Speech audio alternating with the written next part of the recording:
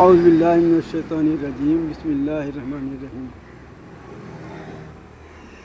عزیز محترم، جب ہم یہ قرآن مجید پڑھتے ہیں تو اس میں یہ بھی آیت آپ لوگوں نے بھی پڑھی ہوگی، سم بکم عمی فہم لا یرجعون، یہ سورۃ بقرہ میں ہے۔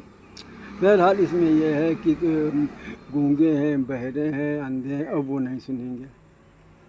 تو فوراً دماغ کام یہ کرتا ہے یہ تو ہمارے لیے آیتیں تھوڑی ہیں، یہ تو ان کے لیے ہیں جو منافق ہیں یا دوسرے قسم کے لوگ ہیں جو بناوٹی مسلمان۔ تو یہ تمام چیزیں ہمارے سامنے آتی ہیں تو ہم بڑے اطمینان سے سانس لیتے ہیں کہ خیر ہم اس سے بچ گئے، اندھے بہرے گونگے بننے سے۔ لیکن جب ہم اور گہرائی میں جاتے ہیں اور سوچتے ہیں تو واقعی ہم بھی اسی میں شامل ہو جاتے ہیں۔ چاہے ہم مان لیا اپنے کو پکا سچا مسلمان ہی کیوں نہ کہتے ہوں، روزے، نماز، حج اور زکوٰۃ اور فطرہ اور عشر وغیرہ سب کچھ دے رہے ہوں، لیکن جب ہم سوچتے ہیں، سمجھتے ہیں، غور کرتے ہیں تو پتہ چلتا ہاں یہ سب کچھ ہونے کے باوجود بھی ہم گونگے ہیں، بہرے ہیں، اندھے ہیں، اب ہم سننے والے نہیں ہیں۔ وہ کیسے؟ آپ کو سن کر میری بات کو بڑا تعجب ہو رہا ہوگا، یار یہ عجیب غریب بات کیسی کہہ رہا ہے یہ۔ جی ہاں، آپ بھی ناراض نہ ہوئیے اندر سے، بلکہ غور سے آپ بھی سنیے، ہو سکتا ہے آپ ہی یہی بات کہنے لگے جو ہم کہنے جا رہے ہیں۔ ہم سب کچھ ہونے کے باوجود، سارے فرائض انجام دینے کے باوجود اور تمام ڈگریاں لینے کے باوجود، یعنی مولانا، مفتی اور قاری اور نہ معلوم کون سی ڈگریاں لینے کے باوجود، کیا قرآن مجید کے بتانے کے مطابق ہم زکوٰۃ نکالتے ہیں؟ کیا زکوٰۃ نکالنے کے بعد ہم جو 8 مدیں آئی ہیں زکوٰۃ پہ ان کو دیتے ہیں، ان کا حق پہنچاتے ہیں؟ اول تو ہم یہ زکوٰۃ مالیہ دیتے ہی نہیں ہیں۔ دوسری بات جو یہ دیتے ہیں مال انداز کے نکالتے ہیں، ہاں اور کیا اتنی تو ہو ہی گئی، ہاں کب بہت ہے۔ اور اگر ہم نے نکال بھی دی آنا پائی کے حساب سے، ناپ تول کے جیسے نکالی جاتی ہے، تو کیا ہم قرآن مجید کے مطابق اس کو 8 مدوں تک پہنچاتے ہیں؟ اور یہ بار بار قرآن مجید کہتے ہیں، ہم ہزاروں سینکڑوں لاکھوں بار یہ بار پڑھتے ہیں کہ اس میں 8 مدیں ذوی القربیٰ والیتامى والمساکین وابن السبیل وغیرہ وغیرہ۔ تو یہ پڑھنے کے باوجود کتنے بار ہم خود اپنی زبان سے کہتے ہیں اور ہم کو مالیہ بتایا بھی جاتا ہے، پھر بھی ہم گونگے ہیں، بہرے ہیں، اندھے ہیں، اپنے مطابق جہاں بھی چاہا، جس مدرسے میں چاہا، جہاں چاہا اٹھا کے پٹک دیا، یہ لو بھائی اللہ فیصلہ کام ہو گیا ہے نہیں ہے؟ اچھا بتائیے، اب بتائیے۔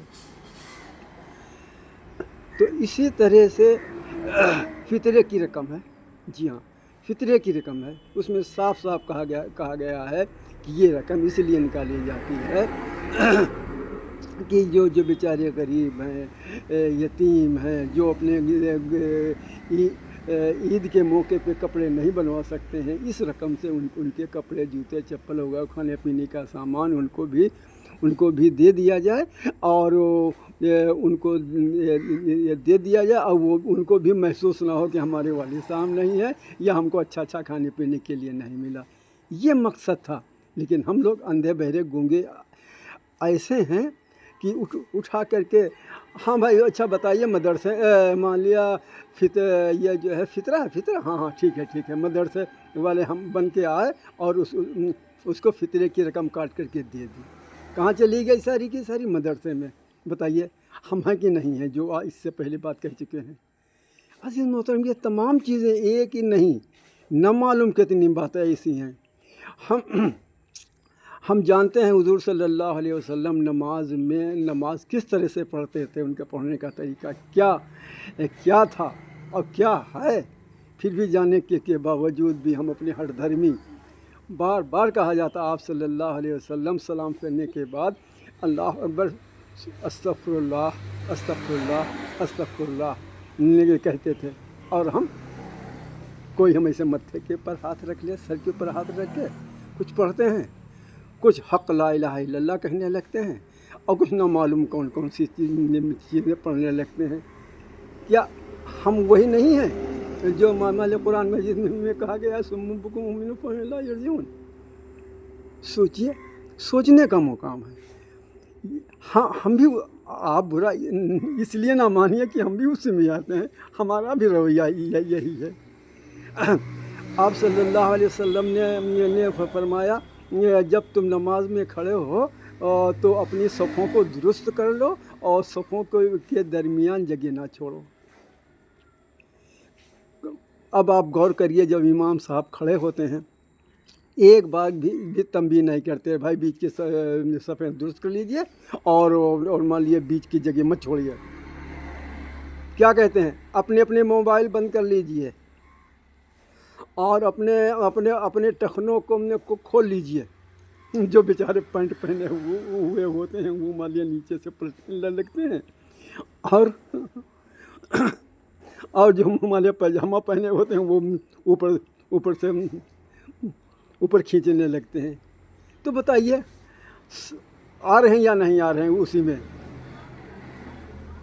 تو عزیز محترم، یہاں پر کسی کو جھاڑنے، کسی کو کچھ کہنے کی ضرورت نہیں ہے، بلکہ احساس دلانے کی ضرورت ہے۔ ہم یہی سب کچھ کرتے اپنے فرقے کے مطابق، اپنے مسئلے کے مطابق زندگی گزارتے چلے جا رہے ہیں۔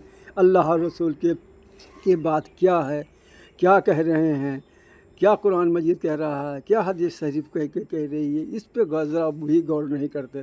آپ سوچ رہے ہو کہ حدیث شریف تو بار بار پڑھی جاتی ہے اور ہر مسجد میں پڑھی جاتی ہے، اور مان لیا یہ بات تم نے کیسے کہہ دی؟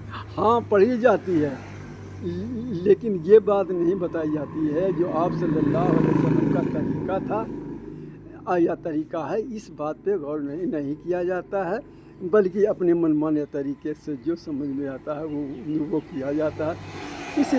اس لیے ہم لوگ اپنا جائزہ لیتے چلیں، ہم لوگ اپنا جائزہ لیتے چلیں اور یہ سوچیں کہ ہم بھی تو اسی میں، ہمارا بھی اسی میں تو شمار نہیں ہوتا ہے۔ صم بکم عمی فہم لا یرجعون، وہ گونگے ہیں، بہرے ہیں، اندھے ہیں، اب وہ نہیں سننے والے ہیں۔ تو عزیز محترم، اللہ تبارک تعالیٰ سے دعا ہے اللہ تبارک تعالیٰ ہمیں کہنے سننے سے زیادہ عمل کی توفیق عطا فرمائے۔ السلام علیکم ورحمۃ اللہ وبرکاتہ۔